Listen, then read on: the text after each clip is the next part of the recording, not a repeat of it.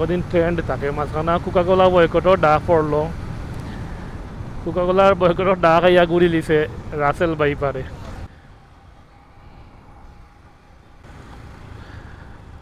বাক্কা কদিন পরে নতুন একটা মোটর ব্লক নিয়ে আইলাম।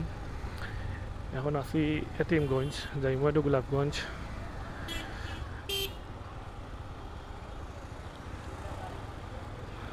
কিতা অবস্থা আপনারা সব ভালো আছেন নি?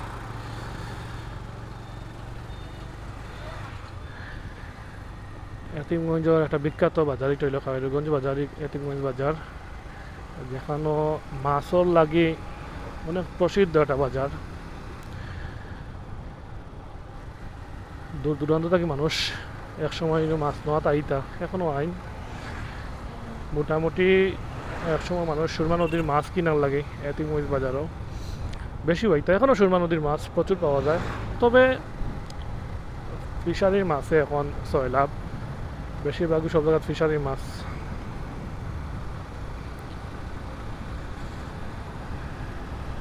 রাস্তাটা নতুন, আবার পিচ করছে এই সাইড। এখন রাস্তা পুরাপুরি বালা, মাঝখানো খুব বাধা ছিল নির্বাচনের আগে, জাতীয় নির্বাচনের আগে খুব বাধা ছিল। নির্বাচন পরে একটা আবার ঠিক করা হয়েছে, নির্বাচন পরে না নির্বাচনের আগেও দেশে কাজ শুরু হয়ে গেছিল। এই রাস্তাটা অনেক ব্যস্ত একটা রাস্তা।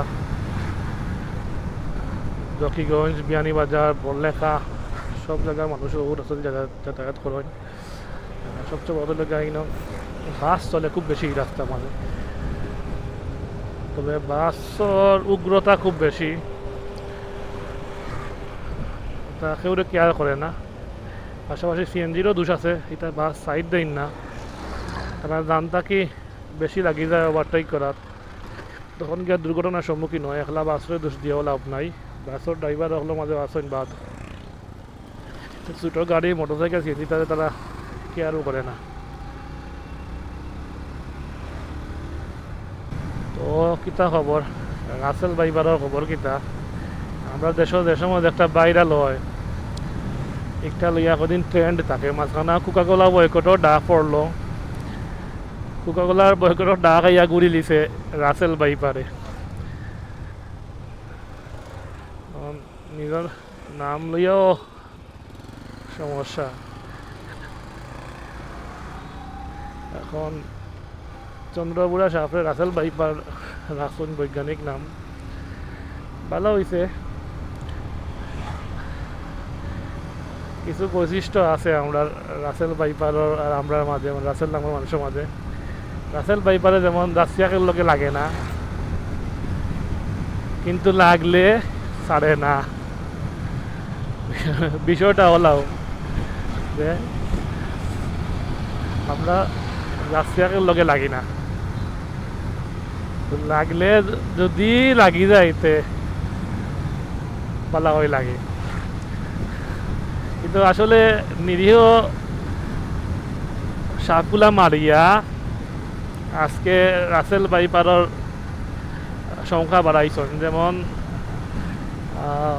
শঙ্কি নিয়ে একটা সাপ আছে, আর একটা সাপ আছে কিতা কয়টারে গড় লক্ষ্মী না কিতা একটা সাপ আছে। এই সাপে বিশেষ করে গড় লক্ষ্মী না কিতা, এই সাপে শুনছি বিষাক্ত সাপ হল খাইলায়। যেমন রাসেল বাইপার থেকে দরিয়া দিয়ে বিষাক্ত সাপগুলো আছে, এই সাপগুলা খাইলায়। এই গড় লক্ষ্মী সাপটা খুব বলে নিরীহ, বিষাক্ত নাই, কিন্তু এ বিষাক্ত সাপ খাইতে পারে। মানে এটা আল্লাহর একটা কুদরত, আমরা মানুষে বুঝি না। মানুষে সাপ মারিলাই, কিন্তু এই সাপগুলা বিষাক্ত সাপগুলা খাইয়া প্রকৃতির ভারসাম্য রক্ষা করে। যেমন এই যে শঙ্কিনী বা যে গড় লক্ষ্মী, এই সাপগুলা যদি এই রাসেল বাইপার থেকে দরিয়া যে বিষাক্ত সাপগুলো আছে এগুলো যদি খাইতো না, তাইলে রাস্তাঘাটে আড়া গেল না অনেক বিষাক্ত সাপ পড়তায়। কিন্তু আল্লাহ তো একটা সিস্টেম আছে, কারণ মানুষও তো আল্লাহ বাঁচাইতে হইব, আল্লাহ কি সাপ খাওয়ার সিস্টেম রাখছে, বেজি রাখছেন, বেজিয়ে সাপ মারিলায়। এরপরে ইগল রাখছেন, ইগলে সাপ দরিয়া খায়। এখন এই জিনিসগুলা আমরা মারিলাই, মানুষে মারিলাই, মারিয়া এখন কমাই লিছি। এখন তো বিষাক্ত সাপ যেটা রাতের ব্যাপার আনাতে কানাতে দেখা যায়, কারণ তার সংখ্যা বাড়ি গেছে। এখন আমরা মানুষে মারতে ওর, কিন্তু এই সাপগুলা মারিলা খাইলা তারা নিজেও খাইলায়। এখন এই বিষয়গুলো যদি জিও করা হইতো তাইলে তো আপনার এই সমস্যাটা হওয়া কথা না, কিন্তু এই সমস্যাটা আমরা নিজে থাকি করলাম। আমরা যদি একটু মানে সচেতন হইতাম তাইলে এই সমস্যাগুলো হইতো না। আজকে রাসেল ভাইবার কইয়া দুরা সাফও মারি ওলাই দিলে, এমন বাঙালি আজব আম পাবলিক সাপ তো রাসেল ভাইবার চিনেও না। এখন দুরা গুড়া যেটা আছে যা সামনেও আছে মারিয়া খালি কইরা রাসেল ভাইবার।